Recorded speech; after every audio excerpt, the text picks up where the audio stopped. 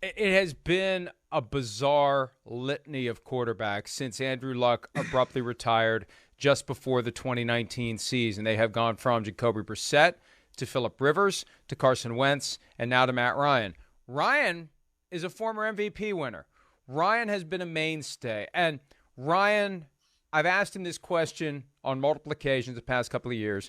Do you want to go somewhere else? Have you considered going somewhere else? We see all this talk about other players who finish their career with another team, and he made it clear he never wanted to do that. And I really do think that having what transpired last week unfold, it was the equivalent of the Packers taking Jordan Love in 2020 for Matt Ryan, I believe. I don't know that, but why wouldn't it be? Because you're the guy that's never, like Aaron Rodgers, made any suggestion you're going anywhere. Never.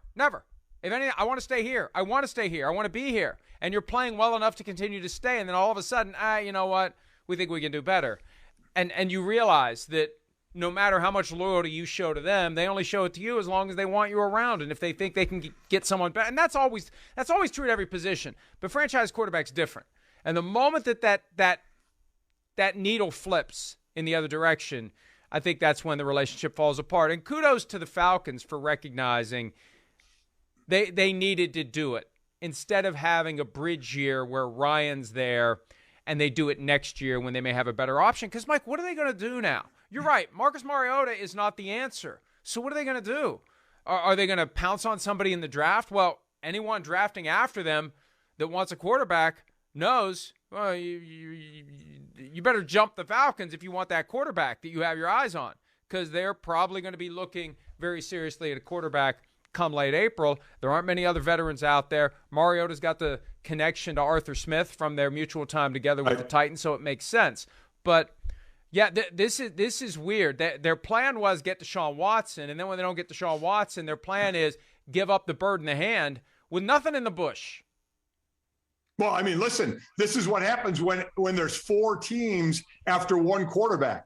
He can only go and quarterback one team. And I know we'll get into that. And he chose the Cleveland Browns. So all those other teams now, Atlanta, so they trade Matt Ryan away. We see, obviously, New Orleans. We'll talk about that, re-signing Jameis. And what are they going to do in Carolina? That seems like the place that nobody wants to go. They have Sam Darnold there, but that's not your future there. So they're going to have to draft their future. Listen, Atlanta is in the rebuild, retool, remold, whatever you want to say. That's where they are. And Marcus Mariota is the bridge to that, to whatever they're going to do at the quarterback position. And as far as, and I agree with you, franchise quarterbacks are different, but we've seen them change, right? We saw Tom Brady leave New England. We saw Joe Montana leave San Francisco. Ben Roethlisberger, the only reason he retired the Pittsburgh Steelers because he retired. If he didn't, he wouldn't be playing for the Pittsburgh Steelers this year. He would have to go play somewhere else as well. So while that's the position you mostly will see these great all-timers stick, at the end of the day, it is a business. And the billionaire owners still hold more weight than the millionaire quarterbacks. And if that team is ready to move on from you, they're going to move on from you. It is a business, flat out. As much as we'd like it to be, there should be a little more personal. He's been there for so long. This guy's owed this or owed that. No, they're not. I hate to burst anybody's bubble. We'd love that in a rose-colored world to say, this guy is great, so great, we're going to keep him here no matter how long it is, no matter what going to happen to the team. Bull, that doesn't happen that way. And you know what you're owed? You're owed what you paid. Matt Ryan made millions and millions and tens of millions of dollars playing football, and he was great at it for the Atlanta Falcons. So now he moves on to another team. You know, I was never one of those, maybe it sounds cold-hearted. This guy's been with an organization so long, man, that's cold-hearted. It's business. And at the end of the day, it's always going to be business. And as Arthur Blank said, he'll be in the Falcons Ring of Honor, and then we'll talk about Hall of Fame as well and what he did. He was phenomenal for the Atlanta Falcons. But at some point it ends, and you move on. And so I never got into they're owed this or owed that for how long they've been there. They're owed that with, especially the quarterbacks, a damn good paycheck for what they do. 8th all-time in career passing yardage with 59,735. Quietly top 10. Yeah. 222 games played, 222 games started. I'm looking back at his career, I see a game missed in 2019. I see a game missed, 2 games missed in 2009. That's it. Holy crap. He missed 2 games in his second season, and he didn't miss another one until 2019. And otherwise, every game, every start for Matt Ryan and the Falcons. And, you know, we talked about this last week, too. Because I agree with you. It is a business, and the teams are going to do whatever they want, whenever they want, however they want, if it's in the best interest of the team. And we all, as fans, are willing to line up behind those judgments. If you're a fan of that team, well, you know, they're doing what's in the best interest of the team. So since I'm a fan of the team, I fully support this decision they make, even though I'm really not thrilled about it. It's in the best interest of the team, and they told me that, so I'll find a way to say, go team, right?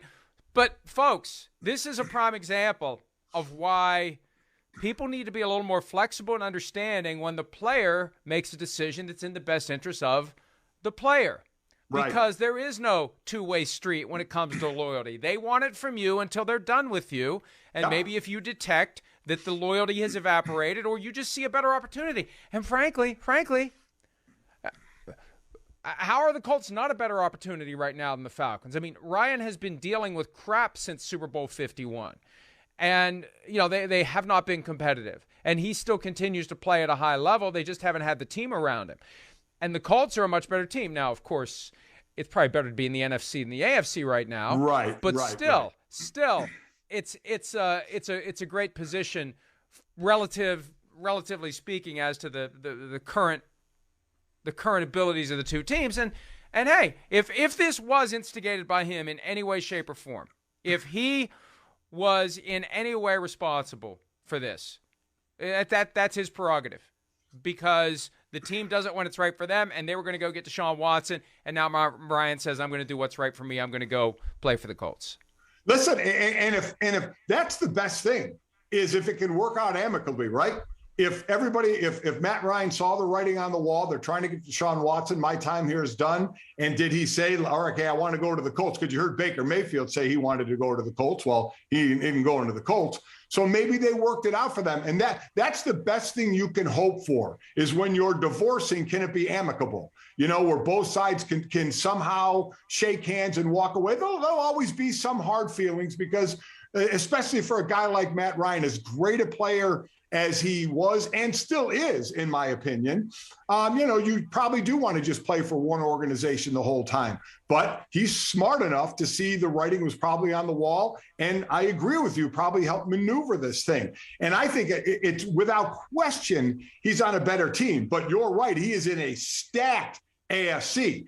But he has virtually no shot of going anywhere with the Atlanta Falcons right now. And now you have a great running back, a great line. Listen, the last 4 years, he's been sacked over 40 times all 4 years. That's probably not going to happen behind that great line in Indianapolis, as long as they can stay healthy. And that could be a big if sometimes. You got a tough defense there. You got a great running back there. So he is definitely on a better team. Tougher conference, no doubt about it, but a better team. So he's going to have a better chance to get somewhere. We know he's already been to the Super Bowl, but he has a better chance of getting further in the AFC than absolutely probably dead last in your division, let alone the playoffs in the NFC. Hi, I'm Mike Tirico, and thanks for watching. Make sure to hit subscribe for the latest news and highlights from NBC Sports.